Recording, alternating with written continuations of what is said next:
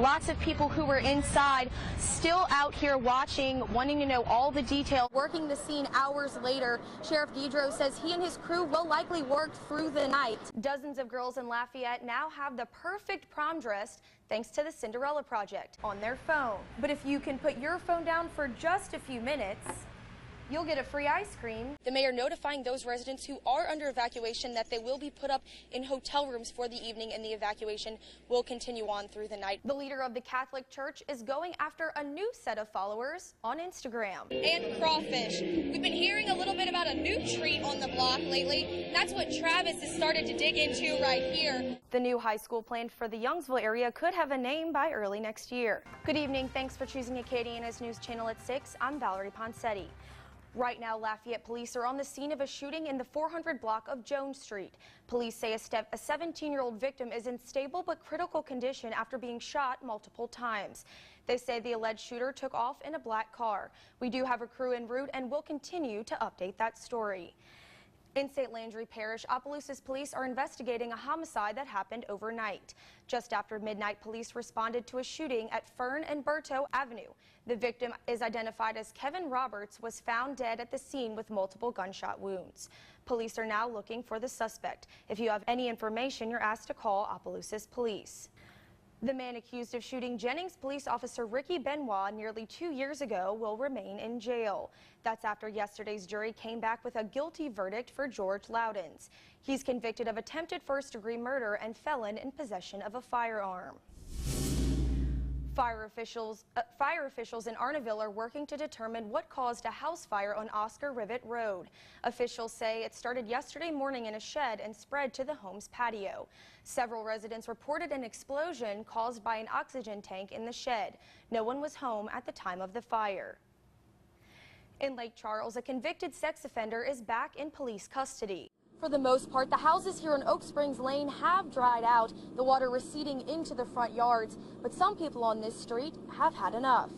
It's pretty sickening. For Blake Marks and his wife Courtney, the sight of floodwater damage in their home is becoming all too familiar. Dealt with it one time, so I knew what to expect when I got here, you know. Just told her kind of a few little things what to do, get the dogs and try to move the vehicles around. But by the time I got here, it was too late. We already had 6 inches of water in our house. The couple lived in their house just 2 weeks before it flooded the first time in 2012. Their insurance was not in effect yet. We're still paying on the loan from the first time it flooded. Now we got to do this all over again, you know. This time the insurance will help, but irreversible damage was still done. Flooring got to come out, probably a couple feet of the wall. All the insulation had to be redone. Just cleaning up everything. We got spiders and everything in it now. Many blame poor drainage in the subdivision for the frequent flooding, enough to push homeowners like the Marks out. I like this neighborhood. I wish they would fix the drainage. It's a good neighborhood, you know, to live in. If the drainage would be fixed, you know. Well, I hate to leave here, but you can't deal with this every couple of years, you know. For now, the family is staying with relatives until living arrangements can be worked out. Live in Karen Crow, Valerie Ponseti, KTC, TV3. Think of the town of Washington, and the first word that comes to your mind is probably speed trap. At the time, that was the only thing they were doing, is giving speeding tickets. But now? Now they don't do hardly nothing but sit in the office or ride around. For over a year now, residents say the absence of Police Chief Ronell Broussard prompted 350 people in the town, more than 40% of voters, to petition a recall election. In fact, I was number 4 on the list.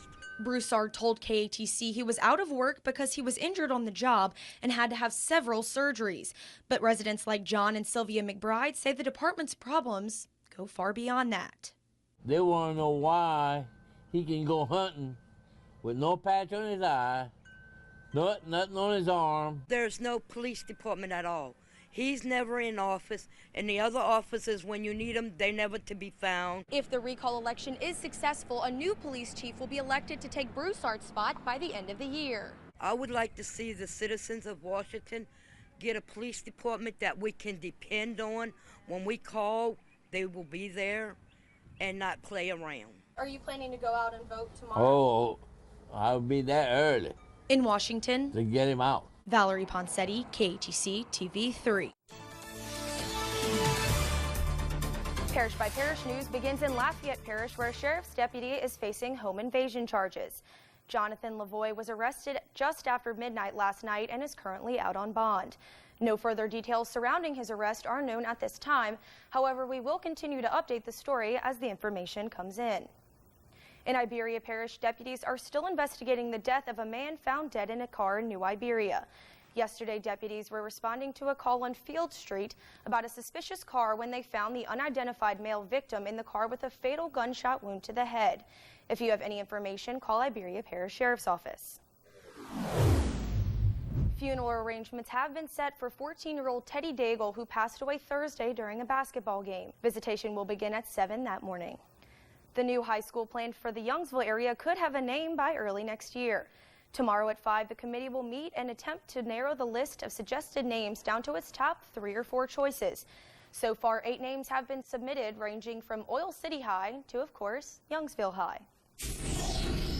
Also happening tomorrow, a hearing will be held on whether to grant Pat Cooper a new trial challenging his ouster as Lafayette Parish School Superintendent.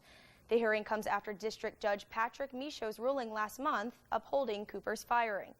That ruling was based on only one of the 4 charges that the school board filed as grounds for termination. They say that pain is only temporary. But for Skylar Perkins, his pain won't end, even after his new tattoo is healed. It's going to stick with me for the rest of my life.